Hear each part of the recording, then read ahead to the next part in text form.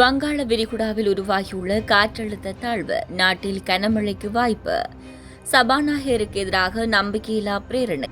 எல்லை மீறும் வைத்தியர். யாழ் வைத்தியசாலைக்குள் நுழைந்து காணொலி எடுப்பது தீர்வல்ல. வைத்தியசாலை பாதுகாவலுடன் முரண்பட்ட அர்ச்சுனா. மஹிந்தவின் மெய் பாதுகாவலர்கள் 116 பேருக்கு ஏற்பட்ட மாற்றம். அரிசி ஆலை உரிமையாளர்களுக்கு ஜனாதிபதி ஆதரவு.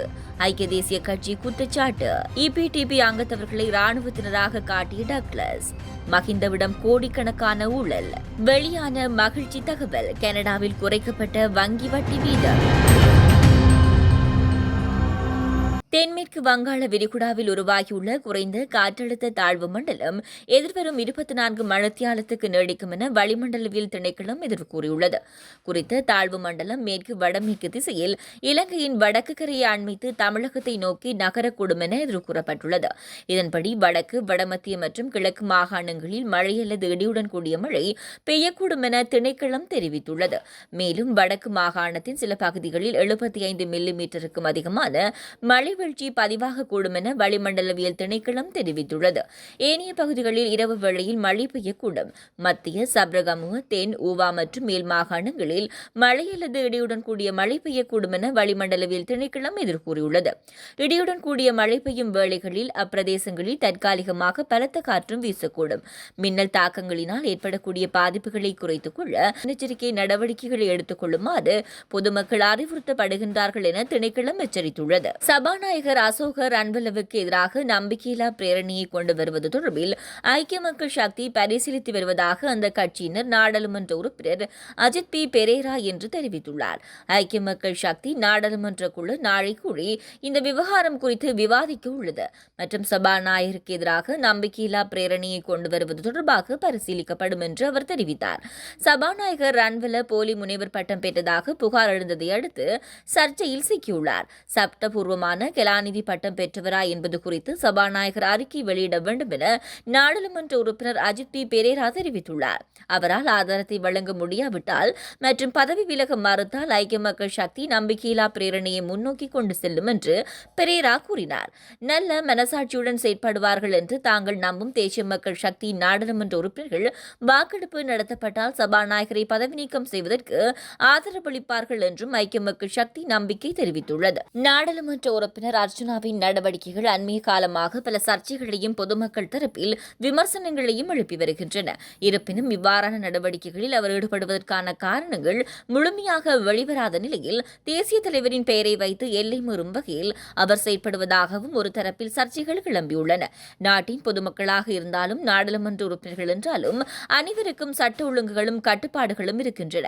அவற்றை முழுமையாக முதலில் எல்லோரும் கற்றுக்கொள்ள வேண்டியது அனைவரதும் அவசியமாகும். மேலும் அவற்றை மீறும் வகையில் செயற்படும் போது யாராக இருந்தாலும் நிச்சயமாக அதற்கான விளைவுகளை எதிர்கொள்வதற்கான ஒரு சூழ்நிலை உருவாகும் என்பதில் ஐயமில்லை. எனவே தமக்கு கிடைக்கப்பட்டுள்ள அதிகாரத்தையோ பதவியையோ சட்டத்தினை மீறும் வகையில் பயன்படுத்துவது குற்றம் என்பது அனைவரும் அறிந்த உண்மையே.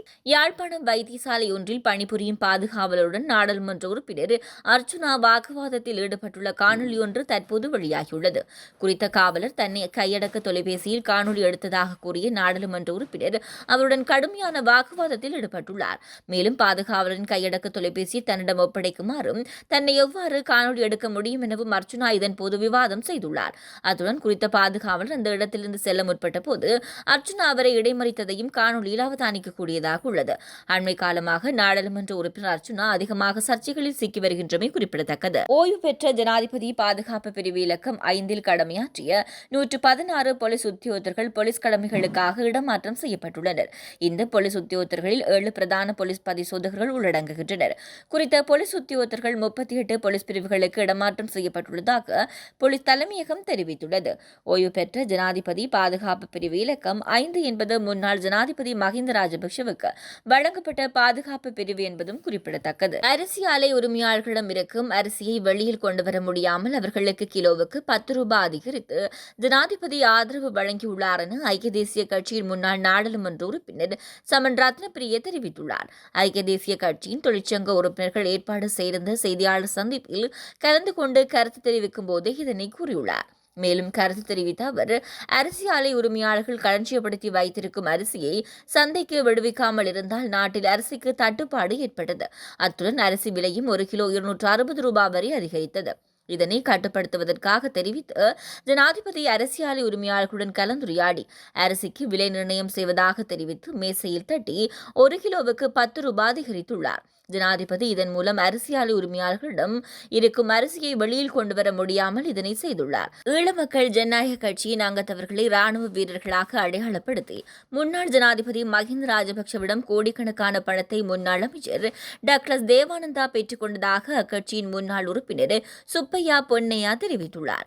யாழ்ப்பாணத்தில் இடம்பெற்ற ஊடக சந்திப்பில் கலந்து கொண்டு கருத்து வெளியிடும் போதே அவர் இவ்வாறு குறிப்பிட்டுள்ளார். இது தொடர்பாக அவர் மேலும் கூறுகையில், ஈழ மக்கள் ஜனநாயக கட்சியின் அங்கத்தவர் ஒருவருக்கு 65,000 ரூபாய் வரை கணக்கு காட்டி டாக்டர் தேவானந்தா பணத்தை பெற்றுக் கொண்டார்.